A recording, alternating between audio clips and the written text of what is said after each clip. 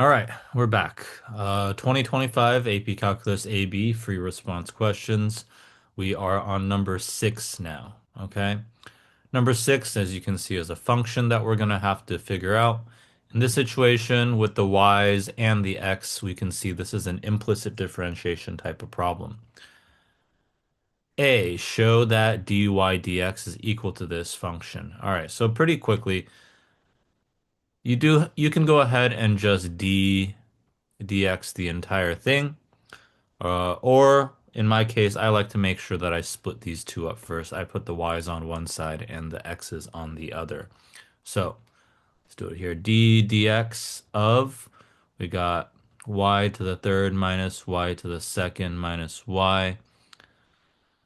And we're going to go ahead and move this on one to the other side. 1 over 4x squared, and it's now negative. We're going to dx that as well. Okay.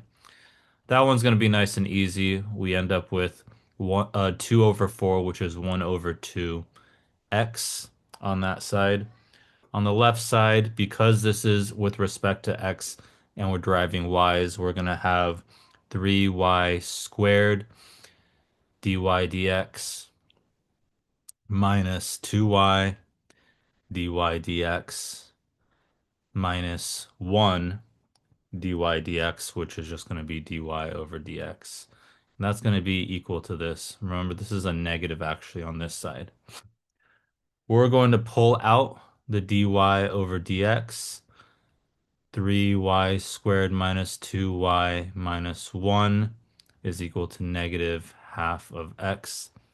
And then what we're going to do is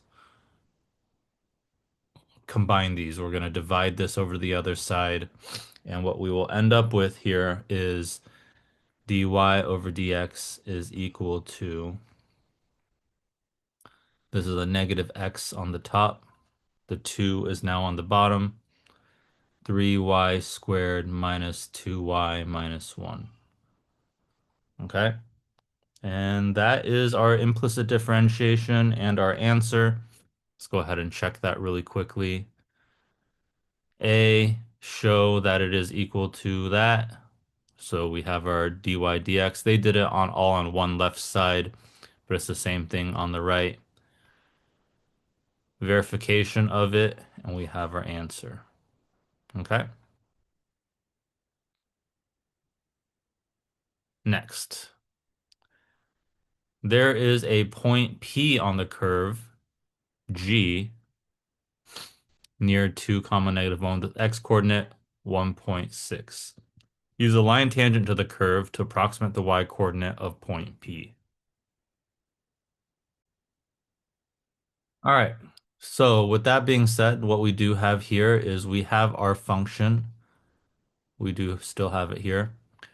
That is the derivative. The derivative is our slope, right? So therefore, we're going to plug in 2 comma negative 1 for dy dx, all right? Which is going to give us a negative 2 on the top, 2 times 3 plus the 2 minus 1, all right? That's going to end up giving us 4 in here, 4 times 2. That's going to be negative 2 over 8, which is a negative 1/4. So this is our slope. Okay. We also have, and in the situation, near the coordinate of this, line tangent to the curve to approximate the coordinate. So y equals mx plus b is going to be our equation. In this situation, we're going to, we can plug in our negative 1. We have our negative 1/4 times our x plus b. That way we can find that this is a negative half. Add that over to this side, so it's a half over here, which is our b. Now we can go ahead and approximate what it's going to be at 1.6. 1.6 is now my x. Negative 1/4, 1.6 plus the half. and that is going to be my y, which is my approximation. Multiply this out. This is negative zero point 0.4 plus zero point 0.5. Double check that real quick. Oh, this is a negative, which is a negative 0.9.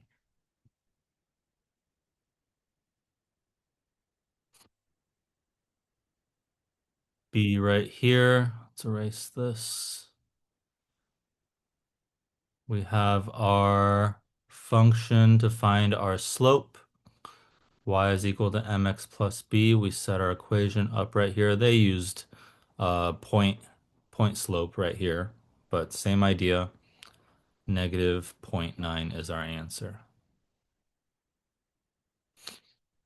C, for x is greater than 0 and y is greater than 0, there's a point S on the curve G at which the line tangent to the curve at that point is vertical. Find the y coordinate of point S, show the work that leads to your answer. Okay, so in that situation,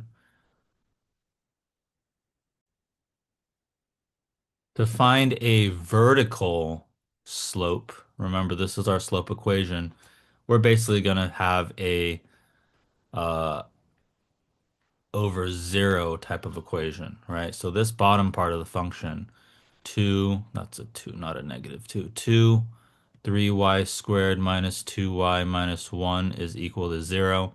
So now what we're going to do is we need to solve for that, okay? This does factor out 3y plus 1, and then y minus 1.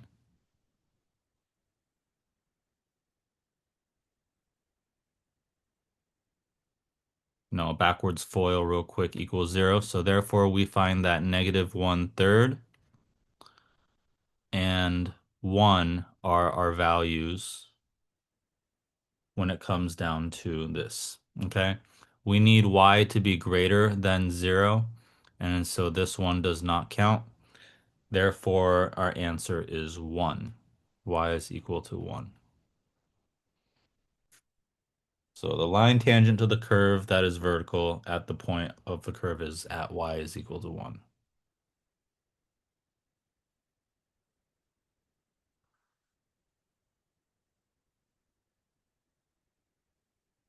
Vertical tangent line when this is equal to 0.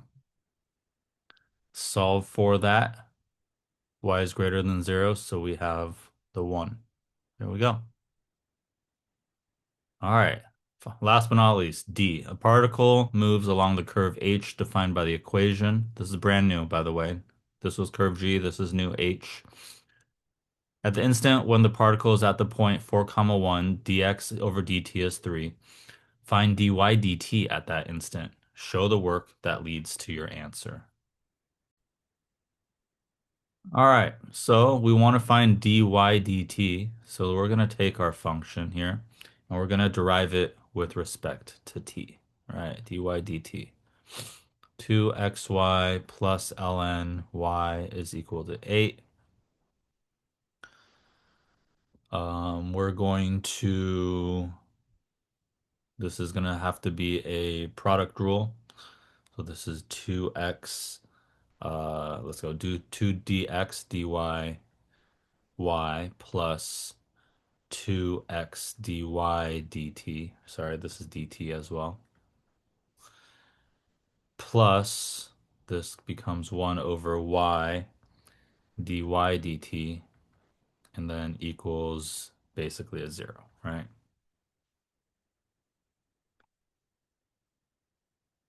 Making sure that we have it with respect to t, that's key right there. We're going to go ahead and plug in 4, comma 1. And we also have dx dt as a 3. So that's a 3, y is a 1, 2x, we have dy dt here, plus 1 over 1 dy dt equals 0. gonna move these two onto the same side, so I'm just gonna move this onto the other side. That's a 6, so it's a -6 on this side. And we have dy dt that gets factored out. That is gonna be 8 plus 1. Okay. Divide both sides by that number, which is a 9. So therefore, dy dt is -2/3.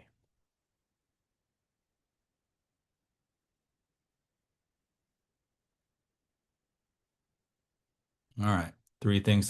Implicit differentiation with respect to t. Set up our equation. Our d2 dx dt times y plus 2x dy dt plus 1 over y dy dt equals 0. Very good. That's our second point. Our answer, -2/3. All right. That one was pretty quick. Okay. Now, for those of you that, in your work, if any of your work through any of these problems was slightly different, I urge you to go into this and double check to see if you were still going to get the full answer. The big difference between a 4 and a 5 on this test is whether or not you're doing the little things that get you those points along the way. Every single one of these problems, as you can see, is generally worth at least 2 points. One is the setup, one is the answer. Okay. There are a couple of ones in here every now and then where it's only worth 1 point, but most of the time they are going to be at least worth two. Considering the setup, something that needs to be explained, and then the answer, correctly calculated afterwards. This calculator section isn't that bad. You just have to be careful. You can notice there's a lot of big whole numbers or easy divisions to take care of. You generally will not have to find any long decimal points or things like that, or sine, cosine, tangent functions that you probably do not have definite numbers to. But it definitely will test you on making sure that you are correct with your algebra along the way. All right, that wraps up 2025 AP Calculus AB free response questions. I hope you guys were able to follow along with all of that. If there's something that I could have done better or something that you think was missing from any of these, please go ahead leave a comment below or message me over at exclusivetutoringsd@gmail.com. More than happy to help you guys out with this. Hope this was useful. I will be uploading and working on the rest of the problems from 2024 and 2023. There already are 2022 answers uploaded on the YouTube channel as well. So make sure you familiarize yourself with these because the format of these test questions does not change too much. They're just going to change the graphs, change the data tables, change the functions you have to deal with. If you're good with those, conceptually being able to move through these problems quickly is very important, and should be able to be analyzed and calculated quickly enough so that you can get that 5 on this test. All right. Hope that was useful. I'll see you guys in the next one.